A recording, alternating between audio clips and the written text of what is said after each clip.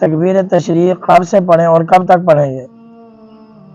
تکبیر تشریق 9 ذی الحجہ کی صبح کی نماز کے بعد شروع کریں گے اور 13 ذی الحجہ کی عصر کی نماز کے بعد ختم، اور 1 مرتبہ پڑھنا واجب ہے، 3 مرتبہ پڑھنا مستحب ہے۔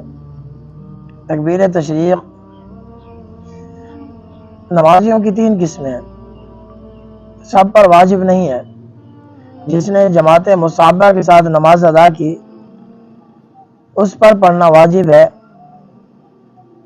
جہاں جماعت مصحبہ وہ ہے جہاں پر مؤذن بھی ہو، امام بھی ہو، باجماعت نماز ادا کی جائے۔ اسٹیشن کی مسجد نہیں ہے جہاں پر قافلے آتے ہیں نماز پڑھتے ہیں، وہ جماعت مصحبہ نہیں ہے۔ جماعت مصحبہ وہ ہے جہاں پر مؤذن بھی ہو، امام بھی ہو، جماعت کے ساتھ نماز ادا کی جائے، اور جس نے نماز باجماعت ادا کی اس پر پڑھنا اور امام پر پڑھنا واجب ہے، اور 3 مرتبہ پڑھنا مستحب ہے، 1 مرتبہ پڑھنا واجب ہے۔ یہ ایک قسم ہو گئی نمازی کی۔ دوسری قسم یہ ہے جس مسبوق کہا جاتا ہے، جس کی کچھ رکعتیں رہ گئی ہوں بعد میں ادا کرے، جیسے وہ سلام پھیرے گا اس کے بعد اس پر پڑھنا ضروری ہے۔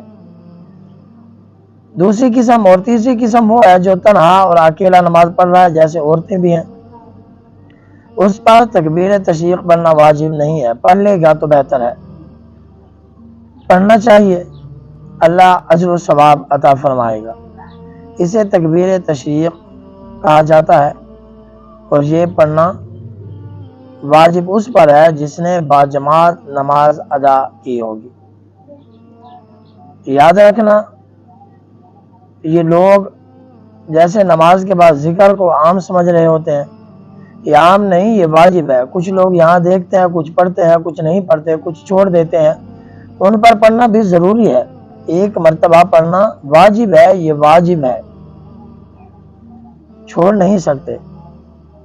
اللہ تبارک و تعالی ہم سب کو اجر عظیم عطا فرمائے۔